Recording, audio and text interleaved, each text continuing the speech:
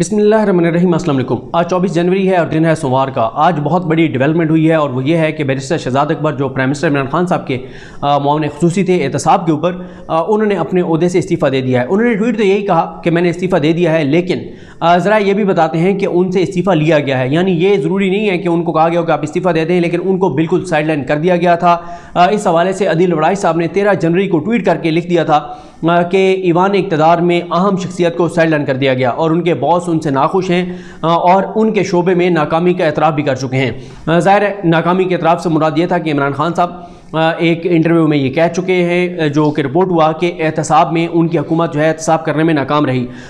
इस हवाले से पहले उनको साइडलाइन कर दिया गया था। फिर इसके बाद 19 जनवरी को अब्बास शबीर साहब ने समर टीवी पर यह खबर ब्रेक की कि इमरान खान उन पर बरहम है, इमरान खान उनसे नाराज़ हैं।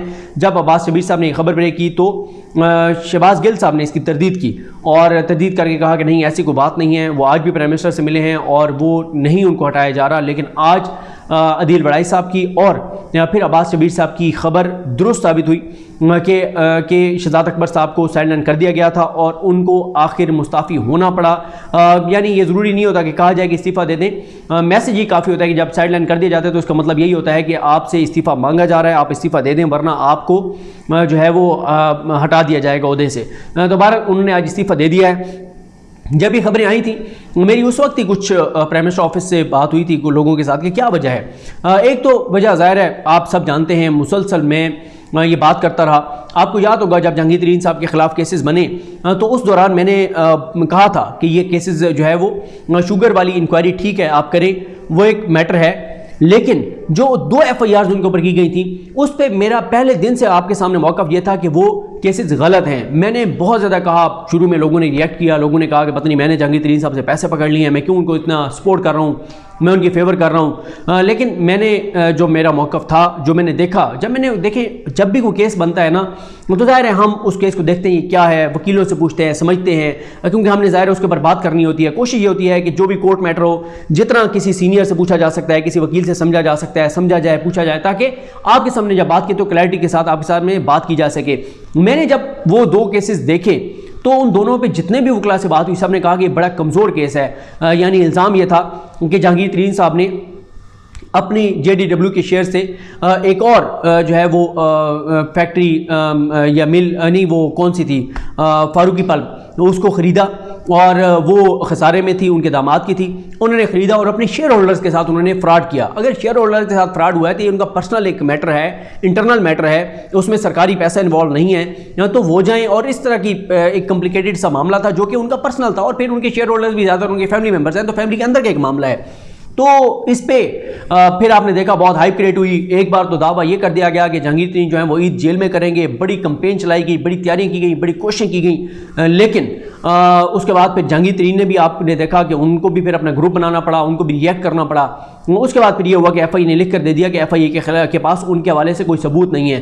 तो अच्छा, ये तो एक नाकामी है ना, और एक गलत चीज़ है। असल में जो मेरी बात हुई वो ये है, इमरान खान साहब की ज़्यादा नाराज़गी की वजह क्या है शहजाद अकबर साहब से। शहजाद अकबर साहब की कुछ बातें ठीक हैं। शहजाद अकबर साहब की बात यह ठीक है कि वो कहते हैं कि जी अदालतों में मामला है, मैं क्या करूं, लेकिन पहले दिन से उन्होंने मिसगाइड किया प्राइम मिनिस्टर इमरान खान साहब को। पहले दिन से वो जिस तरह से आके ब्रीफ करते थे और बताते थे कि ये तो चुटकी में हो जाएगा, ये ऐसे कर देंगे, ऐसे कर देंगे, ऐसे कर देंगे, ये नायल हो जाएगा, ये इधर हो जाएगा, ये उधर हो जाएगा। उनको पहले दिन से प्राइम मिनिस्टर को हकाइक बताने चाहिए थे। ये अच्छा जो सिंसियरिटी प्राइम मिनिस्टर के साथ ये नहीं है कि अगर प्राइम मिनिस्टर चाह रहे हैं कि ये चीज़ होनी चाहिए तो आप खुशामद में झूठ बोलें, गलत बयानी करें, एग्जैजरेट करें। वज़ीर आज़म के साथ सिंसियरिटी यह है कि आप उसे सच बताएं। यही वजह है कि हमेशा से हम तारीफ करते हैं अटॉर्नी जनरल पाकिस्तान खालिद जवेद खान की। प्राइम मिनिस्टर कुछ भी उनको कह रहे होंगे वो प्राइम मिनिस्टर को बताएंगे कि सर ये नहीं हो सकता। एक मीटिंग का किसी ने हमें अहवाल बताया कि इमरान खान साहब किसी मामले में बहुत ज़्यादा कह रहे थे कि नहीं ये करना ही करना है, सब ने उनको कह दिया सर ये हो सकता है। तो अटॉर्नी जनरल ने मुख्तलिफ तरह से प्राइम मिनिस्टर को कायल करने की कोशिश की, नहीं हुई, तो उन्होंने एंड पे कहा कि वज़ीर आज़म साहब मसला ये है कि आप कह रहे हैं इसको फुल टॉस मारो, फुल टॉस तो हम मार देंगे, इस तरह की उन्होंने बात की। उन्होंने कहा आगे से उसने वो छक्का भी तो मार सकता है। यानी उन्होंने क्रिकेट की वो ऐसी टर्म यूज़ की कि प्राइम मिनिस्टर को समझ आ गई, हाँ यार ये बात ठीक कर रहे हैं, तो प्राइम मिनिस्टर कायल हो गए। तो आपका काम ये होता है कि आप सिंसियरिटी के साथ बताएं, आप क्लैरिटी के साथ बताएं, ईमानदारी से बताएं कि जी ये नहीं हो सकता, हाँ ये हम कर सकते हैं। इन्होंने पहले दिन से गलत बयानियां की, ये कर देंगे, ये अच्छा होता ही है कि प्राइम मिनिस्टर तो एक्सपर्ट नहीं है लीगल मैटर्स के, प्राइम मिनिस्टर तो नहीं है इन चीजों के, उनके तो महारत नहीं है। उन्होंने तो एतबार करना है उस शख्स पे जिसको उन्होंने लगाया हुआ है। उन्होंने पहले दिन से गलत बयानियां की, इतना लूटा हुआ पैसा भी वापस ले आएंगे, फलाने को भी वापस ले आएंगे, शहबाज शरीफ को तुन देंगे, फलाने को ये कर देंगे। आपको पहले दिन से इमरान खान साहब को ये बातें सच बतानी चाहिए थी कि हमारा काम इतना है, हमारा काम ये है, हम ये कर सकते हैं, आगे होता है नहीं होता, अदालतों का मामला है, ये केसेस हैं, ये कॉम्प्लिकेशन हैं, ये चीजें, लेकिन नहीं बताई गई। इमरान खान साहब को अपनी नौकरी पक्की करने के लिए बड़े बड़े दावे किए गए और इमरान खान साहब इनकी बात पर यकीन करते रहे। उसके बाद शुगर इंक्वायरी कमीशन, वो आपके सामने क्या हुआ, रिंग रोड वाले मामले में आपके सामने क्या हुआ, हर जगह के ऊपर जो चीज शहजाद अकबर साहब के जरिए की गई उसमें कोई बहुत बड़ा जो है वो डिजास्टर हुआ इस हुकूमत के लिए। कोई एक चीज भी वो मंतकी अंजाम पर नहीं पहुंचा सके। बाहर से पैसा, इसमें कोई शक नहीं, आसान नहीं है बाहर से पैसा लाना, इसमें सिर्फ शहजाद अकबर कसूरवार नहीं है, लेकिन आपकी एक एफर्ट तो नजर आनी चाहिए, आपकी कोशिश तो नजर आनी चाहिए। यानी लोग कहें तो सही कि हाँ यार इस बंदे ने पूरी अपने जोर लगाया, पूरी कोशिश की है, लेकिन उन्होंने ऐसा नहीं किया। फिर इसी तरह से शुगर मिल्स के मामले में एंड के ऊपर वज़ीर आज़म को मिलना पड़ा शुगर मिल्स एसोसिएशन के साथ, इसी तरह शौकत तरीन साहब को मिलना पड़ा शुगर मिल्स एसोसिएशन के साथ, तब जाके चीनी की कीमतें नीचे आई, वरना जो शहजाद अकबर साहब का मंसूबा था उसके मुताबिक तो आपके सामने चीनी के रेट कहां से कहां चला गया था। तो कोई एक चीज भी वो नहीं कर सके। शहबाज शरीफ साहब के केसेस जबरदस्त और क्लियर केसेस हैं, लेकिन उसमें भी देखें ठीक है अदालतों में हैं चीजें, आपने एक चीज तैयार की, FIA के जरिए तैयार की, 8 माह तक बैंकिंग कोर्ट में मामला रहा, 8 माह बाद आपको पता चला कि ये बैंकिंग कोर्ट का तो केस ही नहीं है, ये तो स्पेशल कोर्ट का है, ये तो एंटी करप्शन कोर्ट का है। इतनी बड़ी नाकामियां, इतनी बड़ी नाअहलियां, बाहर से लूटी हुई दौलत आप वापस नहीं ला सके। दुबई में जो पाकिस्तानियों का पैसा पड़ा हुआ है, बाहर जितना पड़ा हुआ है, वो कोई एक चीज भी, चाहे वो पनामा लीक्स में चीजें थी या उसके बाद पिंडोरा पेपर्स आए, उसके अलावा और जो इस तरह की लीक्स आई, जो दुबई लीक्स आई, किसी एक चीज को भी शहजाद अकबर साहब मंतकी अंजाम तक नहीं पहुंचा सके। एक और बहुत बड़ी उनकी नाकामी काजी फाइज ईसा केस था। काजी फाइज ईसा केस, एसेट रिकवरी यूनिट को सबसे पहले लेटर आया था, उन्होंने आगे प्रोसीड किया, उसमें बड़ी बड़ी वो गलतियां की गई जिसकी वजह से सदारती रेफरेंस उठाकर बाहर फेंक दिया गया और कहा गया कि ये बदनीयती मबनी है, और वो रेफरेंस फारिग हो गया। गोके सुप्रीम कोर्ट ने फिर उसके बाद भी मामला खुद से भेज दिया था FBR के पास, लेकिन वो अलग बात है कि उसके बाद फिर रिव्यू में काजी फैसल साहब के हक में फैसला आया और FBR की इंकशाफात से भरपूर जो रिपोर्ट है उसको सुप्रीम कोर्ट के जजेस ने उठा के और रद्दी की टोकरी में फेंक दिया कि इसके ऊपर कुछ नहीं हो सकता, इस पर बात नहीं हो सकती। हालांकि उसमें जो है वो ऐसे ऐसे इंकशाफात थे, काजी फैसल साहब की अहलिया ने क्या गलत बयानियाँ की, पहले क्या मौका अपनाती रही, बाद में क्या अपनाती रही।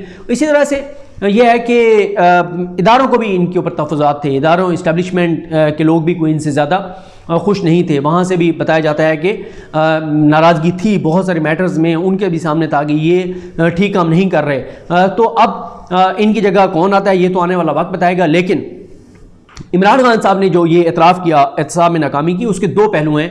एक तो पहलू है अदालतों का। अदालतें, इमरान खान साहब ने कल भी आपके सामने कहा कि अदालतें मेरे मातहत नहीं हैं, और बिल्कुल अदालतें उनके मातहत नहीं हैं, और उसमें मसला ये है अदालतें उनके मातहत नहीं हैं। लेकिन फिर वही बात है कि उनको पहले दिन से बताना चाहिए था कि सर अदालतें हमारे मातहत नहीं हैं, केसेस नैब ने बनाने हैं, चलने एहतसाब अदालतों में है, हम इस तरह तक कोशिश कर सकते हैं। दूसरा उन्होंने बताना था कि FIA को कैसे स्ट्रॉन्ग किया जा सकता है। FIA के साइबर क्राइमिंग को देख लें, तबाही और बर्बादी है। जितने लोग आपको ट्विटर के ऊपर, सोशल मीडिया के ऊपर फौज पर हमले करते हुए नजर आते हैं, फौज को गालियां देते हुए नजर आते हैं, फौज को बदनाम करते हुए नजर आते हैं, जितने लोग आपको प्राइम मिनिस्टर इमरान खान साहब की अहलिया को गालियां देते हुए नजर आते हैं, उनके खिलाफ गलाजत और खबासत उगलते हुए नजर आते हैं, उन सबके खिलाफ किसने कार्रवाई करनी है? FIA के साइबर क्राइम विंग ने। लेकिन क्या किया FIA के साइबर क्राइम विंग ने? कुछ भी नहीं किया। सुप्रीम कोर्ट को उस दिन जाके कहते हैं जब से सुप्रीम कोर्ट ने सोमोटो लिया हमने कार्रवाई किसी साफी के खिलाफ नहीं की, किसी सोशल मीडिया के बंदे के खिलाफ नहीं की। मतलब कि ना कार्रवाई करेंगे ना अदालतों में जवाब देना पड़ेगा। भाई आपको तो यह कहा गया था कि आप कानून के मुताबिक कार्रवाई करें। आज तक FIA का साइबर क्राइम विंग एक भी फौज पर हमले करने वाले या प्राइम मिनिस्टर इमरान खान साहब की अहलिया को गालियां देने वाले, उन पर इल्जामात लगाने वाले एक भी शख्स को FIA के साइबर क्राइम विंग मंतकी अंजाम तक नहीं पहुंचा सका। क्लियर चीजें मौजूद हैं, कुछ भी नहीं कर सके। तो ये किसने करने थे? इमरान खान साहब ने तो नहीं करने थे। इमरान खान साहब ने जिन 4-5 लोगों को सबसे ज्यादा बाइख्तियार बनाया था, इमरान खान साहब के जो सबसे ज्यादा क्लोज थे, इससे बड़ी बात तो नहीं हो सकती ना कि जहांगीर तरीन को साइलेंट कर दिया गया और शहजाद अकबर साहब कोर कमेटी के मेंबर बन गए। हर जगह शहजाद अकबर साहब को इमरान खान साहब ने प्रोटोकॉल दिया, हर जगह उनको इंपॉर्टेंस दी, हर जगह उनको इख्तियार दिया। जितने इख्तियारात शहजाद अकबर साहब के पास थे शायद ही काबीना में किसी और वजीर के पास नहीं थे जितने इनके पास थे, क्योंकि इमरान खान साहब का 22 साल से नारा एक ही था सियासत में आकर, और वो क्या था? वज़ीर आज़म बनने से पहले था, वो ये था एहतसाब एहतसाब एहतसाब। और एहतसाब के मुशीर मामले खुसूसी कौन थे? शहजाद अकबर साहब थे। लेकिन 1 रुपया बाहर से वापस नहीं आया, नवाज शरीफ वापस नहीं आ सके। ठीक है, मैं दोबारा ही कह रहा हूँ, नवाज शरीफ का वापस ना आना सिर्फ शहजाद अकबर का कसूर नहीं है, वो बड़ी इंटरनेशनल गेम है, लेकिन कोई चीज़ें नज़र तो आनी चाहिए थी। ये शहबाज शरीफ वाला जो मामला है, जिस पे मैंने आज खबर 3 बजे के बुलेटिन में पब्लिक न्यूज़ पर ब्रेक की, फिर उसके बाद अब वो लेटर भी सामने आ गया है, जो लेटर लिखा गया है उनको शहबाज शरीफ को। ये मामला भी अब अटॉर्नी जनरल पाकिस्तान खालिद जावेद खान को दिया है तो कोई ट्रैक पे चढ़ा है, वरना शहजाद अकबर साहब ने तो कुछ नहीं किया। शहजाद अकबर साहब ने तो यहां तक नहीं बताया वज़ीर आज़म साहब को कि वज़ीर आज़म साहब शहबाज शरीफ जो बयान अल्फी देकर आए थे लाहौर हाई कोर्ट को, उसके ऊपर हम उनके खिलाफ कार्रवाई कर सकते हैं। तो बात यह है, ये बहुत सारी नाकामियां हैं। मरीम नवाज के केसेस कोई पता नहीं है कहाँ पे हैं, वो जो चौधरी शुगर मिल्स केस था और केसेस थे, कोई इन्होंने, इनका काम था इन चीज़ों को बताना और फिर लंबी लंबी आगे प्रेस कॉन्फ्रेंसेस करना, रटे रटाए जुमले कह देना और अदालतों के अंदर कुछ भी ना होना। FIA का केस बहुत तगड़ा है गो के, लेकिन फिर वही बात है कि 8 माह तक बैंकिंग कोर्ट में पड़ा रहा है, आपको पता ही नहीं था कि बैंकिंग कोर्ट का है या आप स्पेशल कोर्ट का है।